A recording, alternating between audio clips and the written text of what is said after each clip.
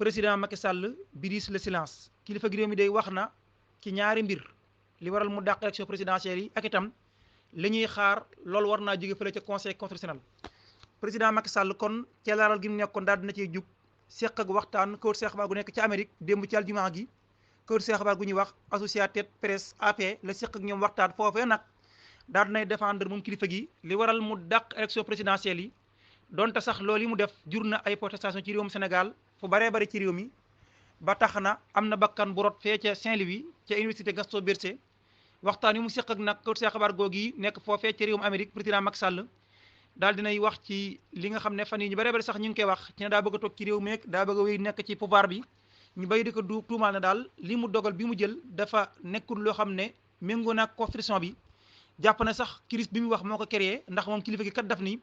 dafa am crise internationale boo xam ne ci réewum Sénégal moom la bëgg daal ñu réglé ko mooy gis na ni am na lenn ci candidat yi dañ leen a génne dañu jàpp na leen génne jaaduwul ba mu jur conflit entre pouvoir judiciaire ak législatif kon lay responsabilité mooy fexe ba réglé ko laataa ñu dem ci ay élection kilifa gi réew mi nag ni weddi bu baax a baax li ñu koy tuumaal ci ne daa bëgg a wéy toog ci pouvoir bu réewum Sénégal toog ci bopp nguur gi daal président Macky Sall day ne ñiy wax loolu day li ñuy wax dara amu ci man day waruma toog ci ak nguur wala boog wóoruma maam nekkuma koo xam ne damay wër toog ci pouvoir bi man li ma bëgg rek li ma bëgg ci réewum Sénégal ñaar yi rek la mooy dama bëgg Sénégal am jàmm akuk dal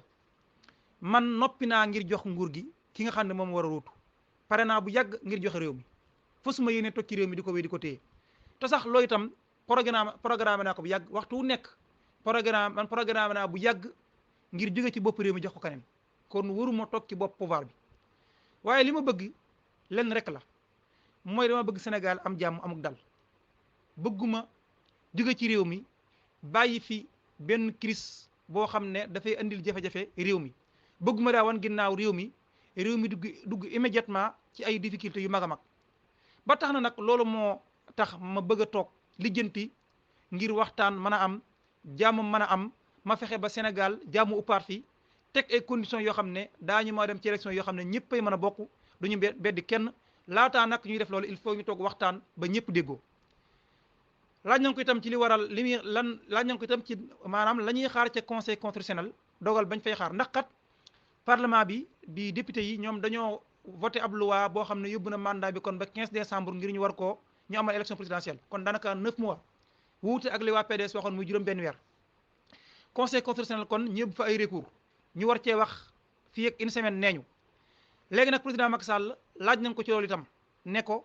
naka nga nar a doxale bu conseil constitutionnel waxee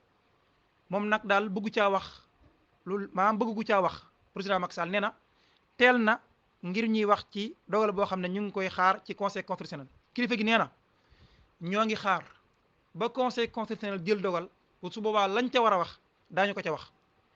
jeexale moom kilifa gi wax ni mi ngi woo communauté internationale bi ñu ànd ak dal waaye itam ànd ak compréhension maanaam xam ne Sénégal jamono jii dafay dund ay jafe-jafe loolu rek moo waral ma bëgg koo régler président Macky Sall wax ne période bi ñu nekk nii dafa nekk période bu fragile dafa nekk bopp période boo xam ne bu xaw a doy waar la kon dañu war a ànd ak dal nekk ñoo xam ne ñu prudent la ñu doon fexe ba def ndànk fexe ba sunu réew mii ñu génn ko ci étape bi mu nekk ndax dañoo nekk ci état bu transition électorale su ko defee nag la koy régler mooy ñu ànd ak dal ànd ak décision bu mat sëkk def ndànk ñu àndandoo bu ko defee nag buñ ci jógee Sénégal jëm ca kanam waaye ñiy wax ne dama bëgg a toog ci pouvoir bi la ñuy wax amul man toog ci pouvoir bi tax maa jug ndax pare woon naa ngir joxe réew mi waaye damaa dem ba gis ne su ma bàyyee réew mi nii dem dinaa fi bàyyi loo xam ne jafe-jafe dana fi am yu mag a mag te bëgguma loolu am Sénégal sama ginnaaw moo tax ma bëgg a toog fexe ba ñëpp waxtaan ba ñëpp déggoo ba jàmm ne waat ñooy ci réewum Sénégal ñu amal élection ma joxe réew mi dem ki jàmm waaye man pouvoir taxu maa jug bu fekkoon te ne moo ma tax a jug dinaa ko doxee neneen Mouhalim Info kaddu la